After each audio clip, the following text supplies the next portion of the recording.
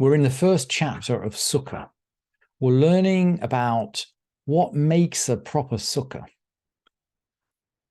And we've learned not only that there are boundary cases, but there are exceptions that somehow are sometimes permissible. So there are permissible exceptions. And yesterday we learned the sixth Mishnah about roofing our sukkah with wooden planks. And Rabbi Yehuda, who's really believes that a sukkah can be made out of something quite permanent, Rabbi Yehuda permits, and Rabbi Meir forbids. And Rabbi Meir is essentially the stum, the normal opinion in the Mishnah. So if Rabbi Meir forbids, we'd expect the halakha to go with Rabbi Meir. And the Mishnah added at the end that if you placed a plank that was 4 hands breadth wide, so in other words, about 12 inches wide, if you had a plank that wide on top of your sukkah, the sukkah's okay, but you should just take care not to sleep under the plank. And we're going to come back as we pick up the seventh Mishnah to this question of planks. Let's look at a roof in an ordinary building. So this roof is roofed over with planks. And the way they used to build in the time of the Mishnah is that you would build your roof out of planks. But when you built the next floor, you'd put a kind of plaster base on top of the planks. So you'd have a plaster floor on top of your planks, which would be the floor of the next story up. Maybe even a flat roof, if it was a one-story building, but with a roof terrace. And the Mishnah explains, Tikra she'ein aleha ma'aziva. So a roof that doesn't have any plastering on top of it. So we've just got the wooden boards. We don't have the upper floor. It's just a wooden boarded roof on our house. Rabbi Yehuda Omer, Beit Shammai Omrim mefakfek v'notel achat mibein time, u'Beit Hillel Omrim mefakfek or notel achat mibein time. So Rabbi Yehuda says, in the name of Beit Shammai, that he should loosen off the boards. This feels a bit like loosening the bundles. Remember, we talked about someone who has bundles of straw or wood stored up above his courtyard, and he wants to use those for schach. Now, in theory, they're eligible for schach, but of course they weren't put there for schach. They were put there to dry out or for storage. So the Rambam explained, look, we make him just untie the bundles and move them around a bit, and then he's effectively replaced them. He's put them into place for schach. So now he's made a sukkah for the purpose of sukkah. He's fulfilled one of the principles that we learned when we started looking at the Masechet. There's a principle of consciousness. Yes, leman yeda'u dorotechem, so that your generations shall know. We have to be conscious that we're sitting in a sukkah, and we have to build a sukkah for the sake of building a sukkah. We can't just take something that's already built. So we made the owner of these bundles of wood, we made them untie them and move them around a bit, so that effectively their purpose becomes repurposed to schach. And in the same way, Beit Shammai say we're going to loosen off the boards. So effectively we're going to unwedge them, so that we're going to move them around a bit, and then we're going to repurpose them as schach. So Beit Shammai say we're going to move them around. Ve'notel achat mibein time. And Beit Shammai say we're going to take 1 in 2 out. So that's Beit Shammai according to Rabbi Yehuda. U'Beit Hillel Omrim, and Beit Hillel have a slightly different view. According to Rabbi Yehuda, mefakfek or notel achat mibein time. Beit Hillel say you can choose. You can either loosen them off and rearrange them, or you can take out 1 in 2. If you take out 1 in 2, I think the assumption is you put in different kind of kosher schach in between.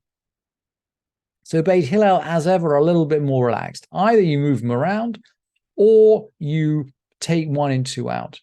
Rabbi Meir Omer, and Rabbi Meir is now going to come back and give his view. Rabbi Meir was the person that didn't allow boards at all. But he says, Notel achat miben time ve'ein mufakpek. He can take one board in, two out, and he doesn't have to bother loosening them out. In other words, this is a bit like keeping the board in your sukkah but not sleeping underneath it. So 1 in 2 of these is going to be replaced by kosher schach. What about a sukkah that was roofed in something that wasn't in any way kosher schach? At least the board fulfills the requirement of the Mishnah that it's a natural material. Yes, we remember that it has to be something that grows from the ground and yet is separated from the ground. We're in this liminal space between the man-made and the non-man-made. So the board fulfills that qualification, even though it has to be repurposed. But what about a metal spit? Tikrash, the metal spit. Hamkare sukato b'shafudin. Someone roofs his sukkah with spits. This is the kind of spit you'd roast an animal on. It's a long, it's just a long metal pole. If you were roasting an ox, or a lamb, you'd shove the ox on the spit and shove it on top of the fire. So if someone roofs his sukkah with iron spits, or ba'arukot hamita, maybe he's going to roof it with bedposts. Now, the iron spit, of course, is no good as schach. First, because it doesn't grow from the ground, and secondly, because it's a vessel, it's a kli. Remember, we learned yesterday there's a principle: if something is a vessel, a kli, it can't be. If it's completely man-made, it can't be kosher schach. And the bedpost, the spit, is not man-made, and it's a kli. The bedpost, it could be made of wood, but it's absolutely a kli. It's an object. It's an object. It's a man-made object. It's susceptible to tumah. We can't use it. But the Mishnah always seems to find ways to make life easy for the people of Israel. If there's space between these objects as equal to them, in other words, if they don't constitute the majority, then it's kasher. So we can have, if you like, we can roof our sukkah with metal poles or with bedposts, as long as there's some space in between the metal poles or the bedposts, so that we can put kosher schach in between. What about hollowing out a haystack, hachotet, or a stack of grain? Hachotet b'gadish la'asot bo sukkah. So you crawl into a haystack or a stack of grain and you hollow it out from the inside.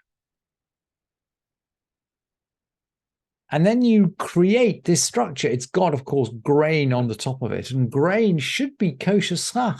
But it's interesting, the Mishnah comes back straight away and says, Eina sukkah. It's not a sukkah. It's not a sukkah. And the Rambam explains that we're going back to the principle of consciousness. That if we'd hollowed out the haystack or some other space and then taken the bundles of hay and put them on top, we could make a sukkah out of that. But if we just hollow it out from the bottom, what we're doing is we're creating a hole in something that was already there. The roof of the haystack was already there, and it was created as the top of a haystack. It wasn't created as the top of a sukkah.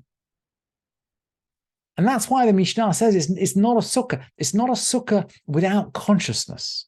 If we were going to do something like that, hollowing out a haystack, we'd have to essentially take the top off, and then we'd have to put it back on again. We take it off as the roof of a haystack, and we put it back on as a roof of a sukkah, and then we could use it. What about the walls? We'll finish on walls. If,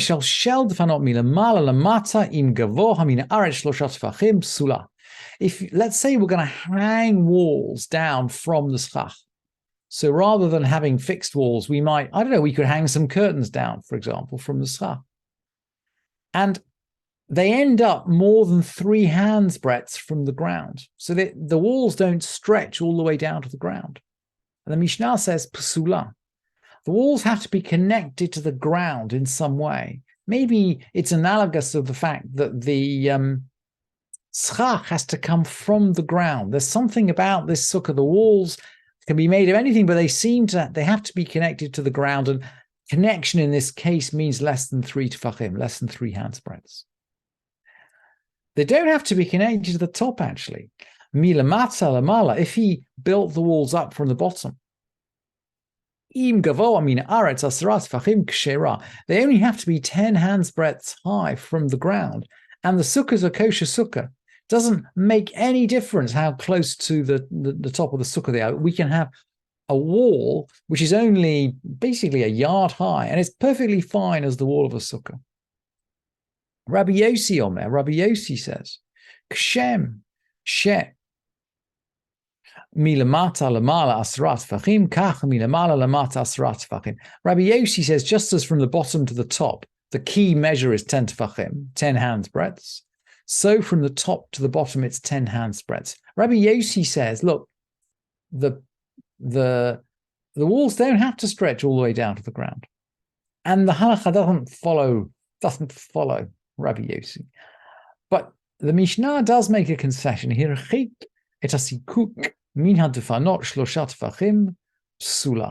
If the schach, if he distances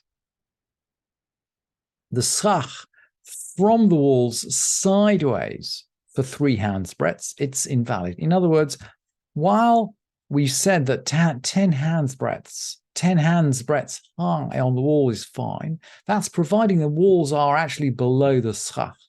If you were going to push the walls out, so it stood outside the schach, they stood outside the schach, more than 3 hands breadths, you'd have a problem. In other words, the walls need to be connected to the ground, and they need to be below the schach.